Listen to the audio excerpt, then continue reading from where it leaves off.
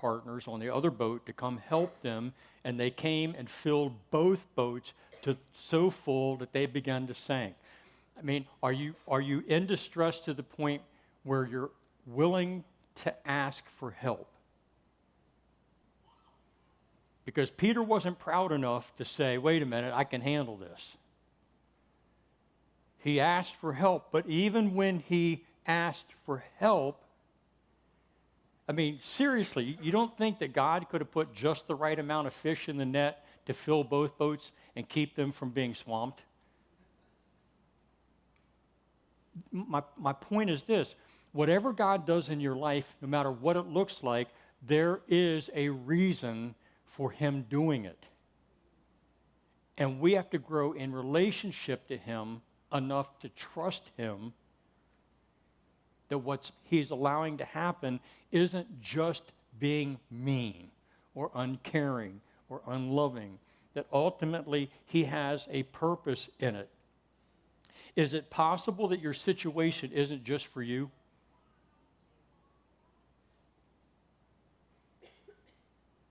See, that's what I've come to learn about my marriage troubles early on in our marriage. One of the reasons, certainly I'm not excusing the poor choices I've made, but knowing now on the backside of it, part of the reason wasn't just for God healing our marriage. It's because he wanted to use what we went through to help other people in their relationship with each other and, more importantly, with their Savior.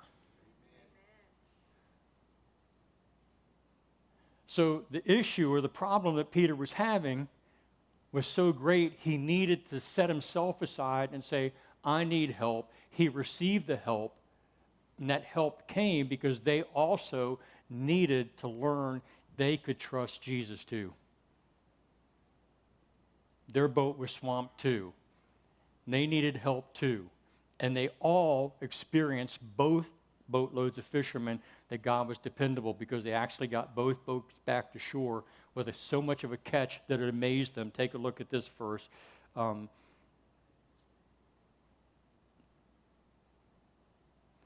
So they pulled their boats up on shore and left everything and followed him. They were so amazed.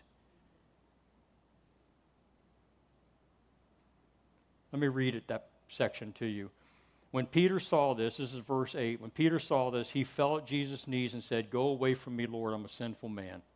That's a change in relationship, isn't it? I'm a sinful man. For he and all his companions were astonished at the catch of fish they had taken, and so were James and John, sons of Zebedee. See, it wasn't about fishing, and it wasn't just about Peter. It was about those around him too. So sometimes when we're stuck in our little circle and we're playing for stuff and we're not, and God, why aren't you answering God, or why is this happening this way? We have to really expand our thinking to the point that this might not be just about us. That God's got a bigger plan and a bigger vision for this. And it isn't just about the issue, it's about relationship.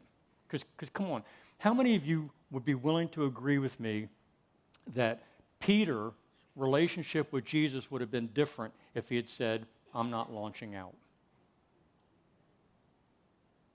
I know you asked me to do it, but it doesn't make any sense to me. Not going to do it. Wouldn't you agree?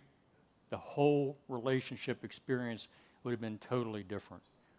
And the sons of Zebedee would have also not experienced. They would have missed out on the opportunity. Why? Because Peter was so wrapped up in himself. See, Peter wasn't perfect. You and I aren't perfect. We don't have to be. We just have to be willing to have a relationship with Jesus and do what we believe he's asking us to do, even when it doesn't make sense. Because he's promised to always be there, hasn't he? He's promised to always show up. And so we're out of time, so I'm going to run through these real quick, and then we're going to pick back up next week.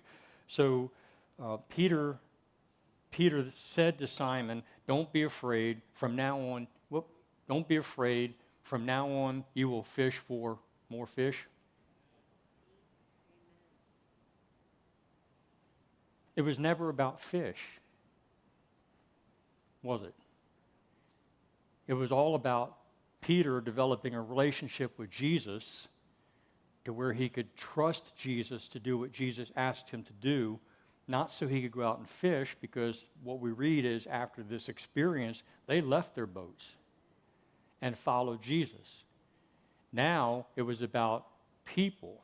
Well, how many of you are willing to say that it's not a stretch to say that if it's about fishing for people, it's about relationship? And the relationship with those people was very much dependent on the relationship Peter had with Jesus. He said, I don't know what you're going through today. I don't know what relationships you're struggling with, whether you're a parent and you're struggling, with little ones, or you're struggling with teenagers, or maybe you have adult children that, things are afraid with. Maybe you're married, maybe you're dating. But here's the point. Jesus is the relationship designer. He knows how things are supposed to work. And you need to move away from the mindset of he is demanding. He's demanding we don't live together.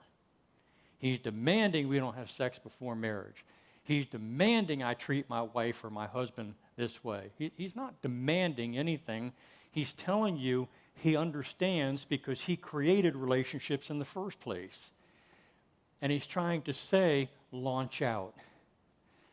Do what doesn't make sense.